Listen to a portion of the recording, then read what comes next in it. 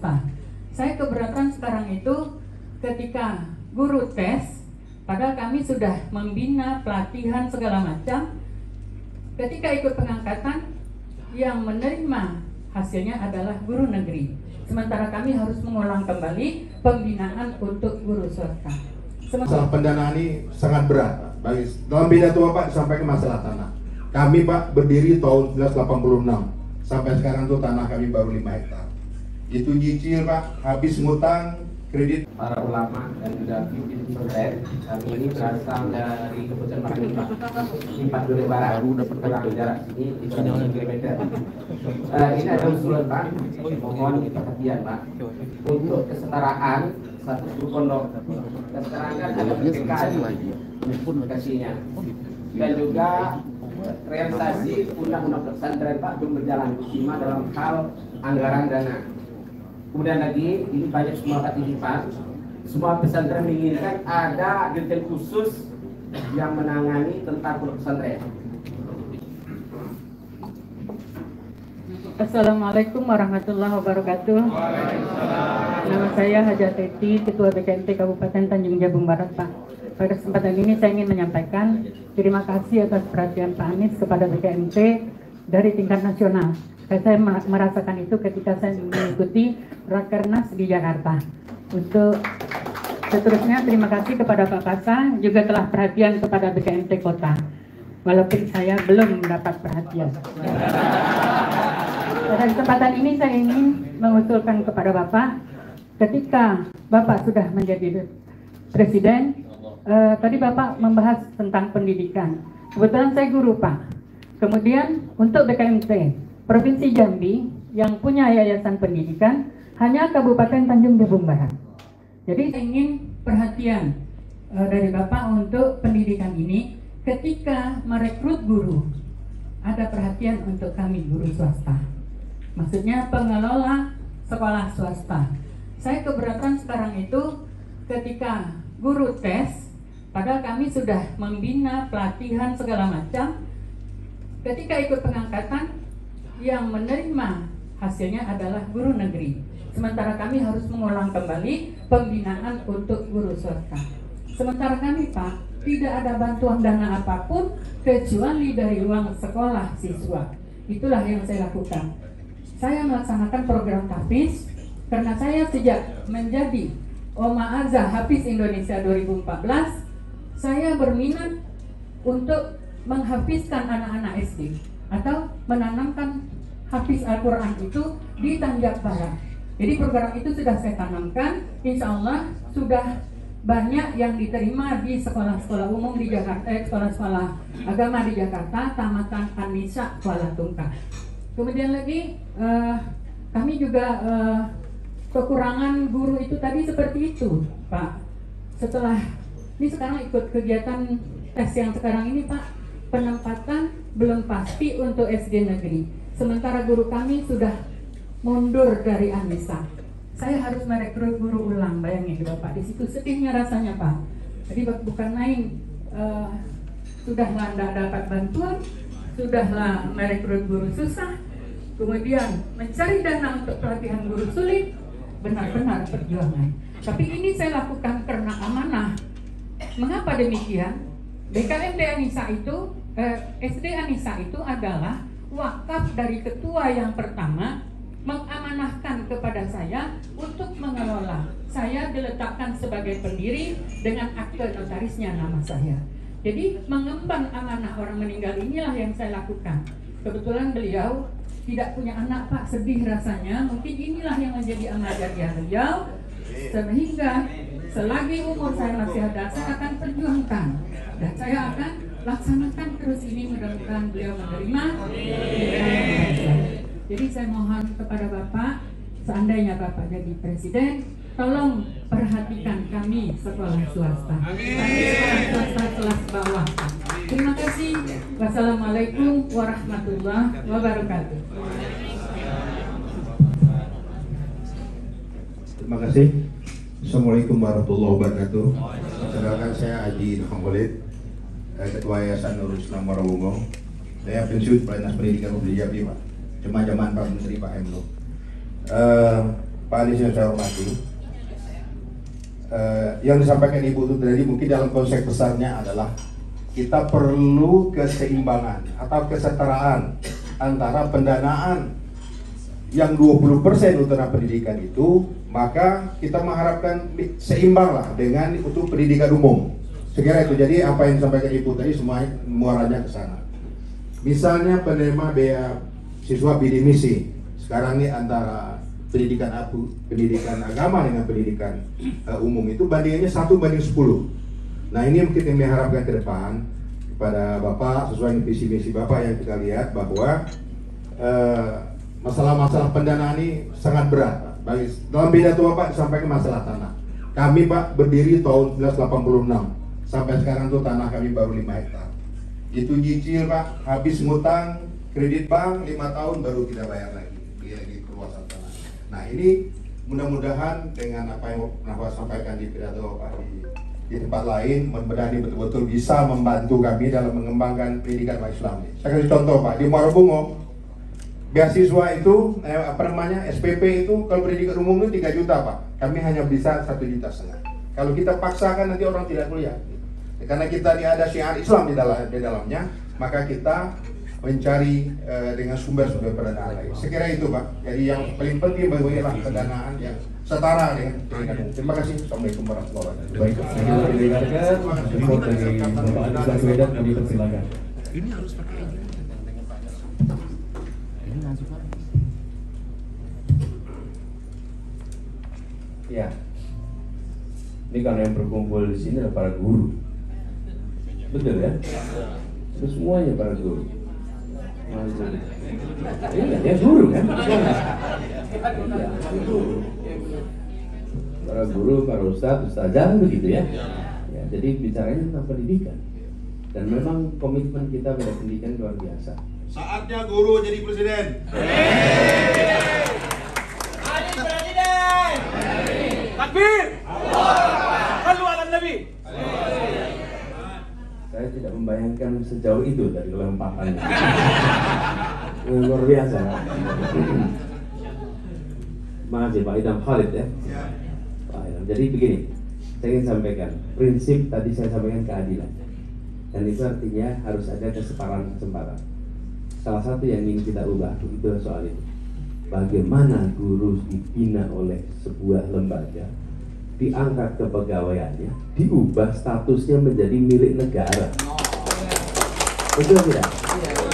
Pertanyaan saya, memangnya yang dididik oleh swasta bukan warga negara Indonesia? Betul tidak? Ini semua sekali. Kenapa kok segala yang dibiayai oleh negara berarti harus berada di pemerintah? Kecuali kalau yang dididik itu orang asing. Orang tuanya yang di swasta bayar pajak sama tidak dengan sekolah negeri? Sama. Terus kenapa kita harus bedakan? Inilah sekalian yang saya tadi maksud. Ketika kita tidak menempatkan keadilan di dalam prinsip, maka membuat kebijakan itu menggunakan apa? Kebiasaan. Kalau dibiayai negara jadi aset negara, betul tidak? Iya kan? Ini kan bukan. Ini adalah pendidik. Bahkan kalau saya boleh sampaikan Bu, penerimaan siswa baru di Jakarta itu antara PPDB sekolah swasta dan sekolah negeri bersama-sama. Sama-sama. Jadi pendaftarnya bisa gabung. Saya mau daftar yang negeri atau yang swasta. Kalau dulu kan PPDB itu dipisahin. Di Jakarta boleh dibantah. Yang menentukan mau ikut siapa? Swastanya. Jadi bukan di kami memaksa. Enggak, kami nggak maksa. Tapi kalau swasta mau ikut, yuk sama-sama. Nanti kita setarakan supaya fasilitasnya setara, gurunya setara. Justru swastanya menjadi berkembang. Kenapa? Karena negara ikut membantu swasta untuk berkembang. Toh mereka juga mendidik anak-anak kita. Coba tidak ada perguruan swasta, siapa mendidik anak-anak kita ketika negeri tidak cukup? Ini kan sederhana sekali, bukan? Karena yang akan terima ini adalah penerima jasa pendidikan ini adalah anak dari warga negara Indonesia. Justru kita harus memberikan ruang. Bahkan kalau menurut hemat kami, negara harus membantu swasta. Kami kemudian sempat sampaikan PBB-nya dinolkan sehingga tidak perlu bayar PBB, dikurangi biayanya. Lalu perguruan swasta itu selalu paling berat ketika investasi awal itu apa? Tanah, selalu nomor satu itu tanah. Begitu harus beli tanah, apalagi tanahnya di tempat yang strategis, harganya mahal. Kalau harganya mahal, biaya beli tanah itu dibebankan kepada siapa? Kepada orang tua murid dalam bentuk uang pangkal kek, namanya uang gedung kek, betul tidak? Kan itu karena ada ongkos yang mahal, bukan? Sudah saatnya tanah-tanah negara yang begitu banyak diberikan kepada swasta untuk dipinjam agar bisa dipakai untuk pendidikan. Selama itu tidak digunakan untuk kegiatan mencari untung, betul, kegiatan bisnis, tapi dipakai untuk kegiatan pendidikan, harusnya negara bantu. Kita ini ingin manusia Indonesia itu berakhlak, kompeten, tapi kita tidak menyiapkan sumber daya yang cukup. Jadi Ibu Hajah Titi yang tadi Ibu sampaikan itu hal yang sangat dekat dengan apa yang kita pikirkan. Insya Allah nanti kita ingin setarakan negeri dan swasta. Seperti sampaikan juga kali. Filosofinya harus diubah. Kalau kita menganggapnya negara dan swasta itu kompetitor asal-asalan, kita negara harus melihat swasta itu sebagai yang menyelamatkan ketidaklengkapan jasa pendidikan dari negara. Karena kita belum lengkap, untung ada swasta yang menyelamatkan. Coba kalau nggak ada swasta, siapa yang urusan anak kita sudah? Betul tidak? Betul. Tidak boleh dipandang sebagai kompetitor. Apalagi sekolah-sekolah swasta yang sudah hidup sebelum kemerdekaan, yang sudah mendidik sebelum negara ini ada. Itu seharusnya mereka mendapatkan dukungan yang lebih besar. Kalau di Jakarta itu banyak sekali Pak sekolah-sekolah yang berdiri sebelum Indonesia merdeka dan mereka yang kena hukuman paling besar. Kenapa hukuman paling besar? Karena mereka lokasinya di tengah-tengah kota. Dulunya pinggir kota, sekarang tengah kota. Harga pajaknya mahal. Loh gimana sekolah yang dulu mendidik anak-anak kita sebelum merdeka, hari ini dipajakin yang luar biasa tinggi. Kenapa? Karena lokasi mereka dulunya biasa-biasa saja, sekarang lokasi yang strategis. Saya lihat ini kebalik-balik negeri ini. Itu yang saya sampaikan. Kita mengambil kebijakan karena kebiasaan. Karena kita tidak menempatkan satu kalimat, namanya begitu itu dipegang, kita akan bisa ubah. Banyak sekali bisa diubah. Lalu Ustaz Fakhri tadi, itu Bapak juga ngomong soal P3K, sama kira-kira. Kita ingin begitu, dan pengangkatan P3K ini harus juga dengan sistem yang baik. Jangan mengandalkan orang dalam.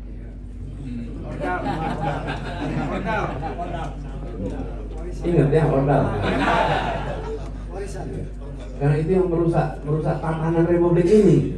Gara-gara ordal menjadi, harusnya begini, harusnya yang berprestasi yang mendapat posisi.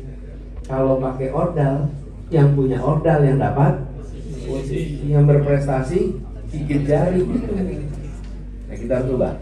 Nah, jadi satu itu. Kemudian soal Direktorat Jenderal yang coba kita lihat, dan soal studi banding dan lain perlu jadi perhatian. Memang kami melihat jangan bagi anak-anak kita ambil titip, terutama yang berada di pondok. Tadi ada berapa? 416 pondok di Jambi.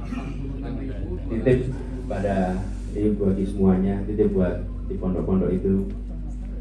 Saya selalu pesan pada sekolah-sekolah di Jakarta, di kelasnya itu dipasang peta dunia, supaya mereka punya perspektif sedunia. Jadi ketika mereka melihat dunia itu sebagai ainu wilayah berkiprah kami, pasang peta dunia di kelasnya, di ruang asramanya, pasang peta dunia. Kenapa? Supaya mereka punya wawasan. Dan kalau sudah lihat Aceh India itu lebih dekat daripada Aceh ke jangan Papua aja, Makassar. Kalau Papua udah jelas jauh. Nanti akan terlihat betapa jarak dari Medan ke Jakarta itu lebih jauh daripada Medan ke Kuala Lumpur. Mendadak kita lihat dunia. Nah, nanti ketika mereka berkeinginan untuk belajar lebih jauh, mereka punya wawasan. Jadi sadarkan anak didik kita, dia warga Jambi, dia warga Indonesia, dan dia warga dunia. Nah, yang ketiga ini yang perlu dibangun sama-sama, sehingga mereka nanti punya jangkauan. Nanti ketika mau meneruskan pendidikan, wawasannya juga luas. Barangkali saya mau ke Maroko, barangkali saya mau ke Mesir, barangkali saya mau ke Syria, barangkali mau ke Turki, karena wawasan dunianya luas. Tapi kalau kita tidak memberikan perspektif itu, anak-anak kita mikirnya hanya kecil.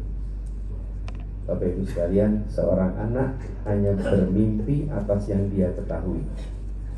Saya ulang, seorang anak hanya bermimpi atas yang dia ketahui. Dia tidak mungkin memimpikan yang dia tidak ketahui. Nah mungkin, karena itu pengetahuannya harus diperluas supaya mimpinya menjadi luas dulu, baru jadi kenyataan. Puas tercapai, iya, ternyata mimpinya harus tinggi. Nah untuk itu wawasan harus. Nah Dirjen Pendidikan pesantren nanti coba kita lihat, karena begini, yang penting bukan hanya wadahnya, tapi programnya berjalan dengan baik. Nanti kita lihat kebutuhan seperti apa. Jadi kita ingin pesantren dan umum itu perlakuannya setara, negeri dan swasta juga setara, karena anggaran ini sebetulnya anggaran pendidikan ini cukup besar. Tapi biaya pendidikan itu mahal. Pendidikan itu mahal. Tapi kebodohan itu lebih mahal lagi. Ya. Jadi kalau ada yang bilang pendidikan mahal, ya, tapi kebodohan itu lebih mahal lagi.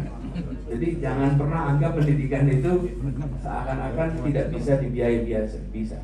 Dan ini catatan buat kami di pemerintahan, berhenti memandang pengeluaran pendidikan sebagai biaya, tapi pengeluaran pendidikan sebagai investasi. Karena akhlak yang baik bagi seluruh masyarakat itu hasil pendidikan di masa lalu. Warga yang kompeten hasil pendidikan masa lalu itu investasi. Nah, sering dari kita memandang pengeluaran pendidikan sebagai biaya, karena itu dikurangi, ditekan. Dan saya ketika bertugas di Kementerian Pendidikan menyaksikan, Pak, ada kabupaten yang alokasi pendidikan per anak per tahun hanya Rp80.000. Ada kota yang hanya berikan Rp250.000 per anak per tahun. Ada yang berikan Rp500.000 per anak per tahun. Jakarta waktu itu 5 juta per anak per tahun. Webnya terus sekali. Nah kalau kita tidak serius memberikan alokasi yang cukup, maka ya kualitas pendidikan kita akan terus, dan nanti harus dibantu. Saya setuju sekali, insya Allah yang pendidikan agama akan jadi perhatian yang lebih besar. Begitu ya, sekalian tiga yang disampaikan, dan insya Allah ini pendidikan menjadi area yang kami ingin terapkan reformasi secara serius dan perlu keseriusan. Kami sampaikan terima kasih kepada semuanya yang sudah menjadi garda terdepan dalam menjaga iman, Islam, akhlak dari umat kita semua. Sampaikan salam kepada para alim ulama yang hari ini belum berjumpa. Sampaikan salam kepada jamaahnya semua, buat santrinya juga. Insya Allah pertemuan ini bukan pertemuan yang terakhir. Insya Allah nanti pada waktunya kita bisa berjumpa lagi. Allah diberikan umur panjang, Allah diberikan kesehatan, Allah kita semua jumpa di waktu yang sama. Terima kasih. Assalamualaikum warahmatullahi wabarakatuh.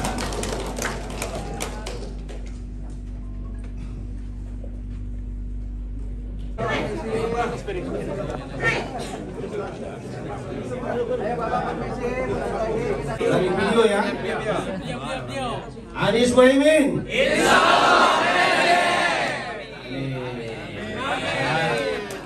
Oke, ya. Ibu-ibu. Silakan ibunya. Ayo, belakang semua, ayo.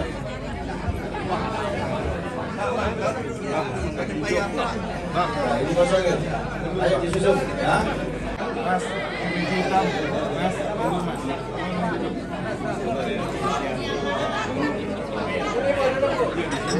Nah, ini kosongnya aja kan dapat. Jangan baju. Anies Muhaimin. Insyaallah presiden. Anies Muhaimin. Insyaallah presiden. Ketiganya menang-menang ya. 3 kali. Muhaimin. Terima kasih. Luar biasa, Bapak. Luar biasa. Walaupun itu mana tidak diperangkat. Kita diperangin. Terima kasih. Biar bisa terima.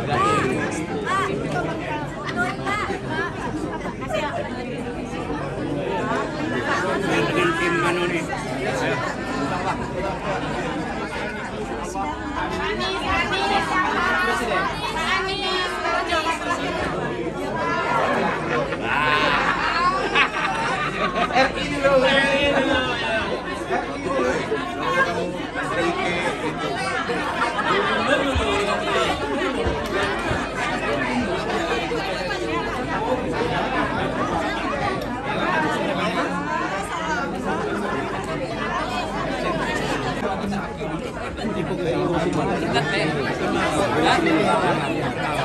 Jujur. Kursi.